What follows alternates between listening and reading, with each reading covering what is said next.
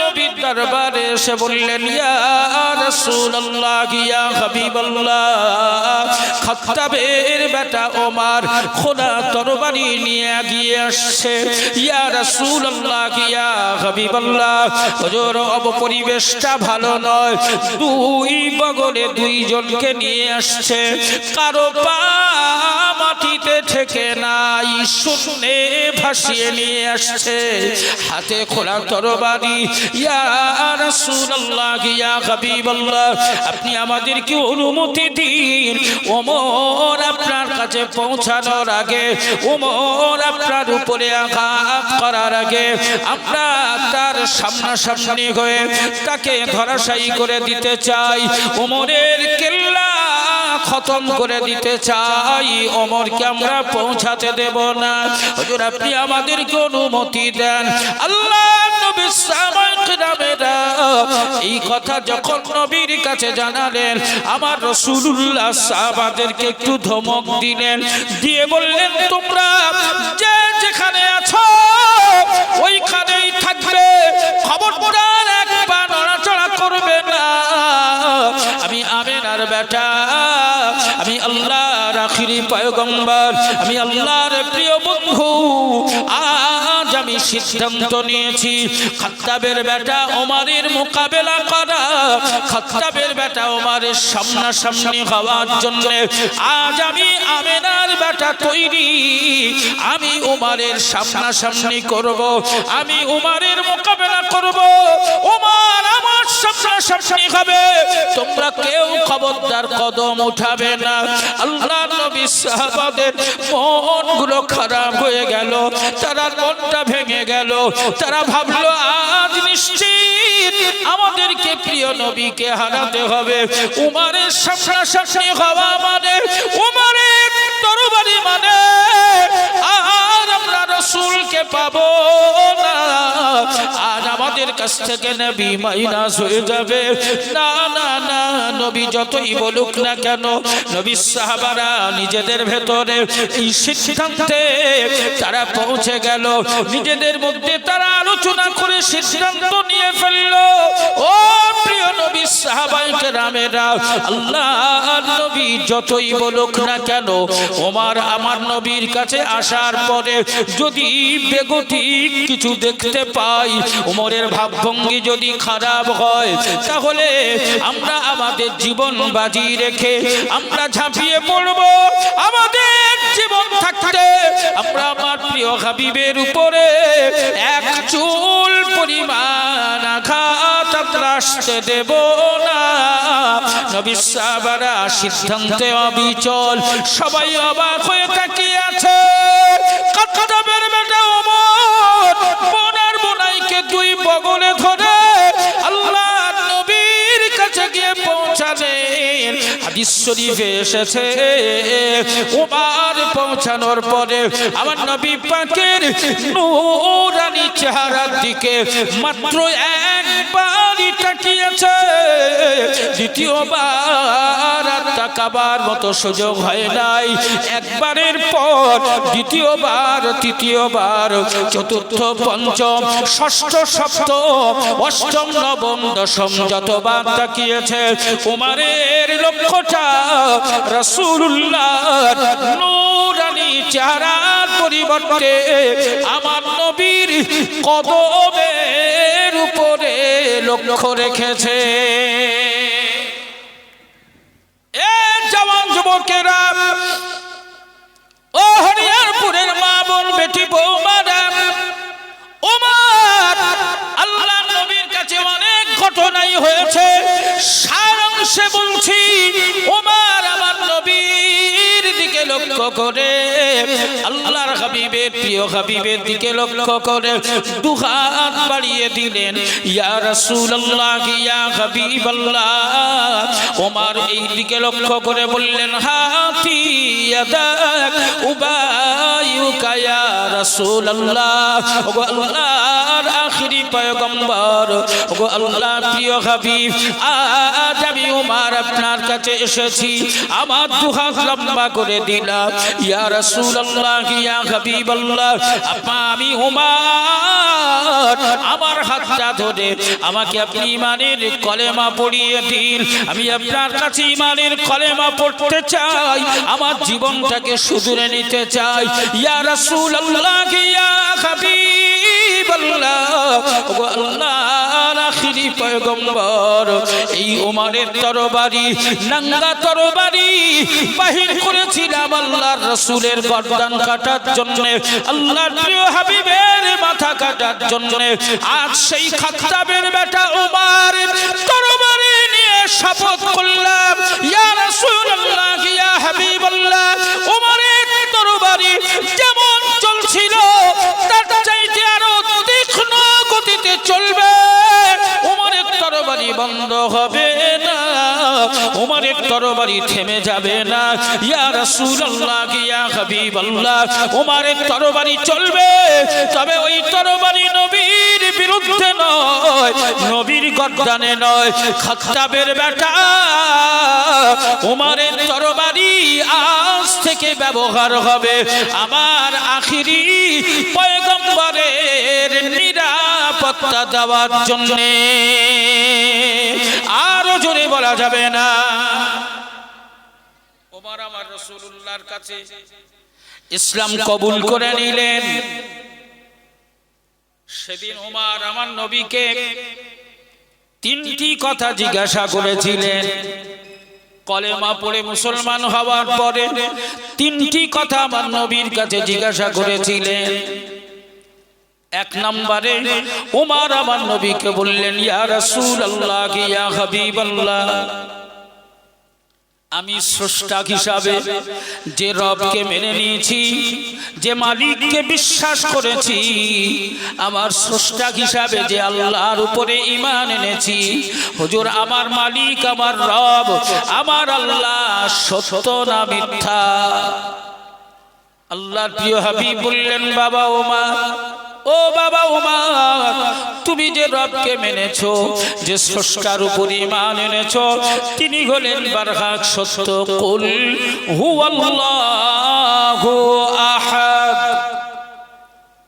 ওমর দ্বিতীয় প্রশ্ন জিজ্ঞাসা করলেন ইয়া রাসূলুল্লাহ ইয়া হাবিবাল্লাহ ও আল্লাহর আখিরি পয়গম্বর আমি ওমর আমি নেতা হিসাবে যে নবীকে মেনে নিয়েছি আমি যার উপরে ঈমান আনয়ন করেছি যে আল্লাহর আখিরি পয়গম্বরকে আমি বিশ্বাস করেছি আল্লাহর পক্ষ থেকে পাঠানো শেষ পয়গম্বর হিসাবে আমার নবী সত্য না মিথ্যা আল্লাহ প্রিয় হাবিব বলেছিলেন বাবা ওমর ও বাবা ওমর তুমি যাকে নবী বলে মেনে নিয়েছো তিনি হলেন খাতামুন নবীর আল্লাহর আখিরি পয়গম্বর এর মধ্যে কোনো সন্দেহ নেই আখিরি পয়গম্বর খাতামুন নবীর লা নবিয়্যা বাদি ও বাবা ওমর তোমার নবী হলো আল্লাহর পক্ষ থেকে পাঠানো শেষ নবী তোমার নবীর পরে আল্লাহ আর কোন নবীকে পাঠাবে না তোমার নবীকে দিয়েই নবুয়তের দফতর বন্ধ করে দেওয়া হয়েছে ওমর আল্লাহর প্রিয় হাবিবের কাছে তিন নম্বর জিজ্ঞাসা করেছিলেন ইয়া রাসূলুল্লাহ ইয়া হাবিবাল্লাহ আল্লাহর এই পৃথিবীতে তৈরি করা সর্বপ্রথম যে ঘর হলো আল্লাহর ঘর ইন্না আউওয়ালা বাইতিউ বুদিয়া লিন-নাস লাল্লাযী বিবাক্কাতা মুবারাকা ইয়া রাসূলুল্লাহ ইয়া হাবিবাল্লাহ আল্লাহর পৃথিবীতে তৈরি করা সর্বপ্রথম ঘর এই কাবা সত্য না মিথ্যা আল্লাহর নবী বললেন বাবা ওমর আল্লাহর ঘর কাবা হলো সত্য আল্লাহর ঘর কাবার ব্যাপারে আমার আল্লাহ পবিত্র কোরআনে দলিল প্রদান করেছেন ও বাবা ওমর আল্লাহর ঘর কাবা হলো সত্য আল্লাহর নবীর দরবারে ওমর বলে বলেছিলেন ইয়া রাসূলুল্লাহ ইয়া হাবিবাল্লাহ, ওগো আল্লাহর আখরি পয়গম্বর, আমার রব যদি সত্য হয়, আমার নবী যদি সত্য হয়, আমার নবী আল্লাহর ঘর কাবা যদি সত্য হয়, তাহলে কেন আর গোপনে থাকা, কেন আর লুকিয়ে থাকা, কেন আর চুরি করে দাওয়াত দেওয়া? না না না, ইয়া রাসূলুল্লাহ ইয়া হাবিবাল্লাহ, আমি ওমর আপনার কাছে প্রার্থনা করি, আল্লাহর ঘর পৃথিবীতে তৈরি হওয়া সর্বপ্রথম সত্য ঘর আল্লাহর ঘর কাবা চত্বরে দাঁড়িয়ে আমি ওমর আমার রবের নামে ধ্বনি দিয়ে তাকবীর দিতে চাই। ইয়া রাসূলুল্লাহ ইয়া হাবিবাল্লাহ, আপনি আমায় অনুমতি দিন, আমি ওমর কাবা চত্বরে দাঁড়িয়ে আমার আল্লাহর নামে তাকবীর দিতে চাই। আমার নবী মুচকি হাসলেন, নবীর মুচকি হাসিতে রাসূলুল্লাহর চেহারা থেকে নূর চমকাতে লাগলো। আমার নবী মুচকি হেসে বললেন, বাবা ওমর, ও বাবা ওমর, আমি রাসূলুল্লাহ আজ আল্লাহর ঘর কাবার চত্বরে দাঁড়িয়ে তোমাকে আমি আল্লাহ নামের ধ্বনি দেওয়ার অনুমতি দিলাম। জুড়ে বলা যাবে না? নবী যখন অনুমতি দিলেন, ওমর লোক খুঁজে বেড়াচ্ছে, কারণ তাকবীর দিতে গেলে লোক দরকার আছে না? 1 লাখ লাখ 1 লাখ লাখ তো হাদিস সাক্ষী, হাদিস বলছে ওমর তাকবীর দেওয়ার জন্য ওই সময় নবীর আশপাশ থেকে 11 জনকে খুঁজে পেয়েছে। কজন? কথা বলে 11 জন। মোট তাকবীর দেওয়ার লোক কজন? 11 জন। তো 11 জনকে নিয়ে ওমর আবার দুটো দল ভাগ করেছে। এক দলে দিয়েছে 6 জন, আর এক দলে দিয়েছে 5 জন। এই মোট 11 জন মিলে দুটো ভাগ হয়েছে, দুটো দল ভাগ করে তাকবীর দেওয়ার জন্য আল্লাহর কাবার দরবারে পৌঁছেছেন। ওমর সম্মুখ সমরে আল্লাহর কাবার চত্বরে দাঁড়িয়ে মহান মালিকের নামে তাকবীর শুরু হয়েছে। জোরে বলুন সুবহানাল্লাহ। জোরে বলা যাবে না? তাকবীর দেওয়ার দায়িত্ব ওমরের, আর ওই তাকবীরের আওয়াজ সকলের কাছে যিনি পৌঁছে দেবেন, পৌঁছে দেওয়ার দায়িত্ব যার, তিনি কে? জোরে বলেন, আরো জোরে বলেন। কি গো বাবা, এই মজলিসে আল্লাহর কাবায় মেহমান হয়ে গিয়েছেন, কাবায় যাওয়ার সৌভাগ্য হয়েছে, এরকম হাজী সাহেব কেউ আছেন? কথা বলেন, মজলিসে হাজী সাহেব কেউ আছে? হাজী সাহেব আল্লাহর ঘর কাবা সংস্কারের দায়িত্ব নবী ইব্রাহিম খলিলুল্লাহকে আল্লাহ দিয়েছিলেন। কাকে? কথা বলেন না। ইব্রাহিম নবীকে কাবা সংস্কার করার দায়িত্ব দিয়েছিলেন আল্লাহ। কাবা একদম ভগ্ন প্রায় ভেঙে মাটিতে মিশিয়ে যাওয়ার মতো পরিবেশে চলে এসেছে। কাবার উপরে ভাঙা ঘরে, ভাঙা দেয়ালের উপরে লতাপাতা গাছ উঠে চাপা দিয়েছে। আর কিছুদিন হলেই কাবা নিশ্চিহ্ন হয়ে যাবে, কাবার আর কোনো চিহ্ন থাকবে না, এরকম একটা জায়গায় চলে এসেছে। ঠিক সেই সময় আমার আল্লাহ দায়িত্ব দিলেন ইব্রাহিম নবীকে। আল্লাহ যে দায়িত্ব দিয়েছেন তার সপক্ষে দলিল পবিত্র কোরআনুল কারীমের প্রথম নম্বর পারা 19 নম্বর পৃষ্ঠার প্রথম আয়াতে কারিমা মহান মালিক বললেন, ওয়া ইয ইয়ারফাউ ইব্রাহিমুল কাওয়াইদা মিনাল বাইতি ওয়া ইসমাঈল। ও সোনার মালিকেরা, মহান মালিক বললেন, ওয়া ইয ইয়ারফাউ ইব্রাহিমুল কাওয়াইদা, মহান মালিক বললেন, হে আমার খলিল ইব্রাহিম, আমি তোমার উপরে দায়িত্ব প্রদান করলাম আমার ভগ্ন প্রায় হয়ে যাওয়া, ধ্বংস হয়ে যাওয়ার পথে বসা কাবাকে পুনরায় সংস্কার করার জন্য তুমি আমার কাবাকে সংস্কার করবে এবং সঙ্গী হিসাবে সহযোগিতা করার জন্য একজন লোক তো প্রয়োজন হবে। তাই কোন বংশের, কোন গোত্রের, কোন এলাকার, কোন জায়গার মানুষ নির্বাচন করব, তা না করে আমি আল্লাহ সিদ্ধান্ত নিয়েছি তুমি হবে মূল মিস্ত্রি, আর তোমার সাক্ষী হিসাবে, সঙ্গী হিসাবে, সহযোগিতাকারী হিসাবে যিনি সহযোগিতা করবেন তার নামটাও আমি আল্লাহ নির্বাচন করেছি। ওয়াইদ ইয়ারফাউ ইব্রাহিমুল কাওয়াইদা মিনাল বাইতি ওয়া ইসমাঈল, তোমাকে যোগ্য সঙ্গ দেবে তোমারই বেটা ইসমাঈল। তাই তুমি ইব্রাহিম আর বেটা ইসমাঈল দুই বাপ বেটায় মিলে কাবা সংস্কার করবে, এটা আমি আল্লাহ আমার নির্দেশ। জোরে বলুন সুবহানাল্লাহ। দুই বাপ বেটার দায়িত্ব পেল কাবা সংস্কার করা। ইব্রাহিমকে আল্লাহ বললেন শুধু তোমরা দুই বাপ বেটা মিলে নয়, আমারও একটু সহযোগিতা থাকবে, আমারও একটু অবদান থাকবে তোমাদের সাথে। আল্লাহর পক্ষ থেকে কি অবদান ছিল? জিবরাইল আমিনকে আমার আল্লাহ নির্দেশ দিলেন, ও আমার মালায়েকা জিবরাইল আমিন, যাও আমার খলিল ইব্রাহিম আর তার বেটা ইসমাঈল দুই বাপ বেটাকে আমি দায়িত্ব দিয়েছি কাবা সংস্কার করার জন্য। হে মালায়েকা জিবরাইল আমিন, আমার জান্নাত থেকে একটা পাথর নিয়ে যাও, ওই পাথর ইব্রাহিমের কাছে পৌঁছে দাও। আমি আল্লাহ ওই পাথরকে গুণগত মান দান করব।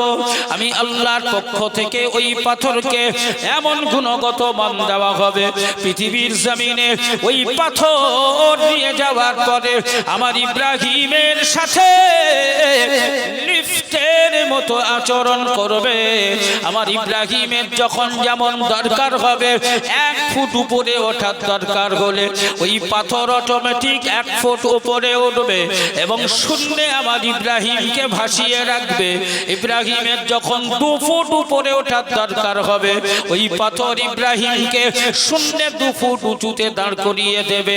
ইব্রাহিমের আবার যখন 1 ফুট নামার দরকার হবে ওই পাথর আবার ইব্রাহিমকে 1 ফুট নিচে শূন্যে ধরে রাখবে। এই জান্নাতি পাথর আমি আল্লাহ তাকে লিফটের গুণগত মান দান করে দেব। জোরে বলা যাবে না? এই পৃথিবীতে লিফট আবিষ্কার হলো কি করে? কোত্থেকে পেলি রে? এ জওয়ান যুবকেরা, আমি এই আলোচনা করতে করতে এখানে কেন নিয়ে এসেছি?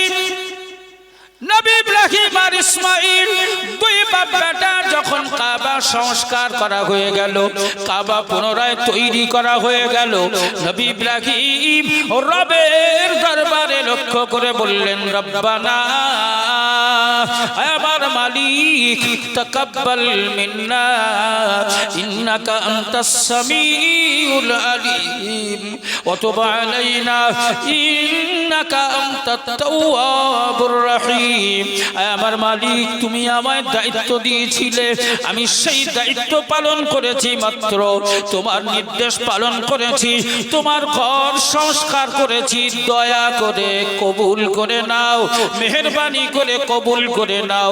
আল্লাহ, আমি কাবা সংস্কার করেছি বলে সংস্কার করার মালিক আমি নই, আমি কর্মচারী হিসাবে শুধু তোমারই দেওয়ার দায়িত্ব পালন করেছি। এ জওয়ান যুবকেরা, মহান মালিক বড় খুশি হয়ে গেল, আমার আল্লাহ বড় খুশি হয়ে গেলেন। গিয়ে বললেন, ইব্রাহিম, তাহলে এক কাজ করো, কাবা যখন সংস্কার হয়ে গেছে, ও আমার খলিল ইব্রাহিম, ওই কাবার চত্বরে দাঁড়িয়ে তুমি একটু আমার নামে আযান দাও। জোরে বলুন সুবহানাল্লাহ। ইব্রাহিম বললেন, আল্লাহ, আযান দেবো তো শুনবে কে?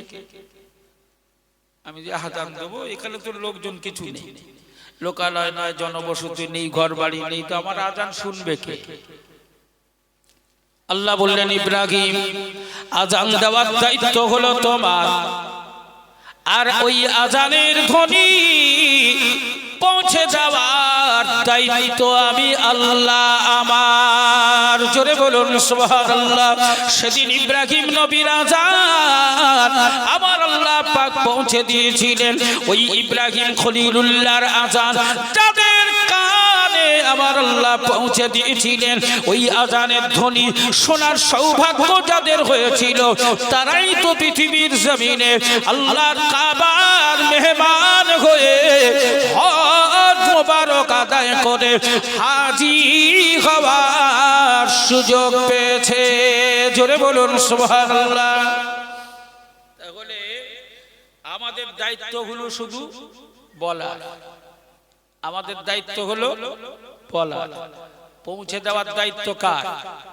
জোরে বলেন। তাকবীর দেবে ওমর। তাকবীর দেবে কে? ওমর। পৌঁছে দেবেন এ জওয়ান যুবকেরা। হাদিস সাক্ষী ওমর 11 জনের দল তৈরি করে দুই দলে বিভক্ত করে কাবার চত্বরে দাঁড়িয়ে ওমর তাকবীরের ধ্বনি দেওয়া শুরু করলেন। দুই দল থেকে 11 জনের কণ্ঠ থেকে আল্লাহু আকবার ধ্বনি উচ্চারিত হতে লাগলো। ওমরের তাকবীরের ধ্বনি আমার আল্লাহ গোটা মক্কার অলিতে গলিতে কোনায় কোনায় পৌঁছে দিলেন। মক্কাবাসীরা আবু জেহেল, আবু সুফিয়ান, উতবা, উতাইবা, শায়বা, মুগীরা, উবাই ইবনে খালফা, আবু লাহাব, উবাই ইবনে সুলুলরা ওরা পাগলের মতো হয়ে ঠিকরে বার হয়ে গেল। এত বড় সাহস, এত বড় হিম্মত, এত বড় বুকের পাটা কার?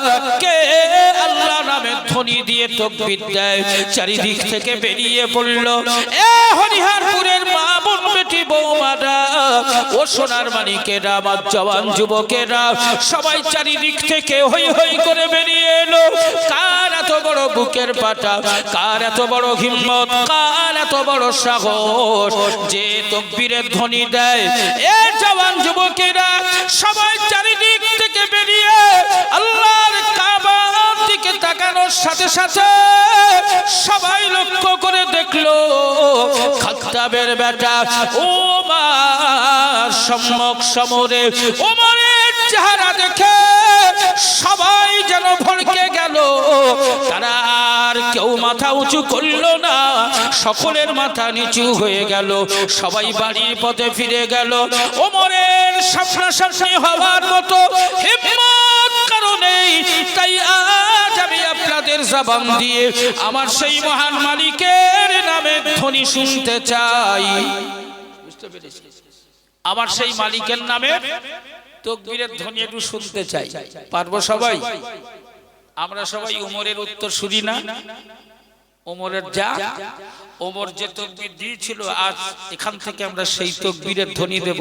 সাথে আরেকটা খুশির খবর আমাদের কাছে ফুরফুরা দরবার শরীফ থেকে আমার ভাইজান, আমার অত্যন্ত প্রাণ প্রিয়, আমার মনের মানুষ, আমার সেই ভাইজান এখানে পৌঁছেছেন, এসে হাজির হয়ে গেছেন। এই খুশিতে আমরা আরো একটু উচ্চ আওয়াজে তাকবীর দেব। সবাই পারবো ইনশাআল্লাহ? পারবো সবাই? কি করে জোরে তাকবীর দেওয়া যাবে না? পারবো? একটু প্রমাণ করো দিন দেখি। নারায়ে তাকবীর। আমার মনে হয় আমাদের গলায় একটু আওয়াজ কম আছে, একটু জোরে দিলে অসুবিধা আছে? একটু তাকবীর দাও না। নারায়ে তাকবীর। মহান মালিক বলেছেন, আমার নাম ধরে যে উচ্চ আওয়াজে ডাকে আমি তাকে 3টে পুরস্কার দিই। জোরে বলুন সুবহানাল্লাহ।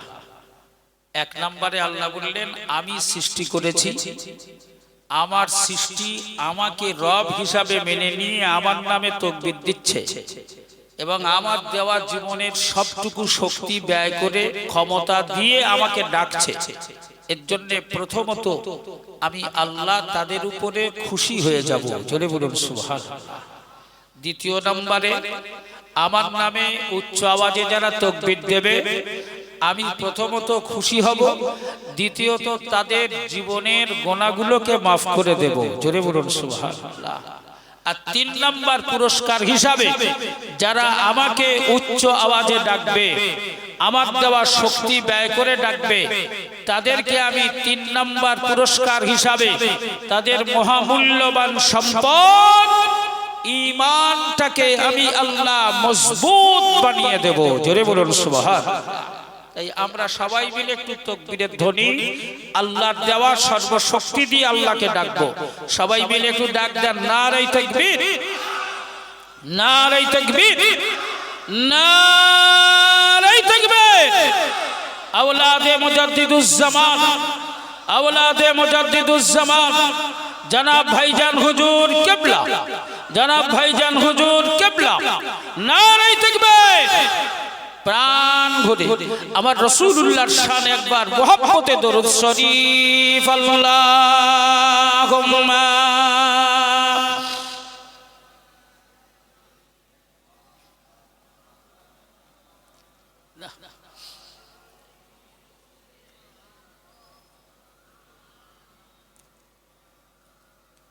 আমি আপনাদের এত সময় ধরে যে বোঝালাম, যে ক্লাসটা করালাম, যেভাবে পড়ালাম, আমরা কি এখান থেকে কিছু নিয়ে যাওয়ার মতো নিয়ত করতে পারলাম যে আমরা এখানে আজ এসেছি, এখান থেকে কিছু নিয়ে যাব, খালি হাতে ফিরবো না? তাই আপনাদের সবাইকে এই ক্লাসের ছাত্র হিসাবে স্বাগত জানাচ্ছি। জীবনের সময় সুযোগ পেলে একটু কোরআনের মাহফিলে এসে বসবেন, জীবনটা ধন্য হবে। কোরআনের মাহফিলে এসে একটু বসবেন, তাহলে জীবন ধন্য হবে। আমার প্রিয় হাবিবের আলোচনার মাহফিলে এসে একটু বসবেন, একটু সময় দেবেন, জীবন ধন্য হবে। আজ যে পরিবেশ আস্তে আস্তে আমরা আগাচ্ছি, সেই পরিবেশে আরো ৫-৭টা বছর আগালে আমাদের পরবর্তী প্রজন্মরা আর এরকম মাহফিলে এসে বসবে বলে তো আর মনে হয় না। কারণ আমাদের আস্তে আস্তে ব্যাটারি যেন সম্পূর্ণ শেষ হয়ে আসছে। সকলে একটু খুশি মনে আর একটু তাকবীর দেন, নারে তাকবীর। ও বাবা, কোথায় আছি আমরা? একটু তাকবীর দাও না, নারে তাকবীর। জোরে বলো না, নারে তাকবীর।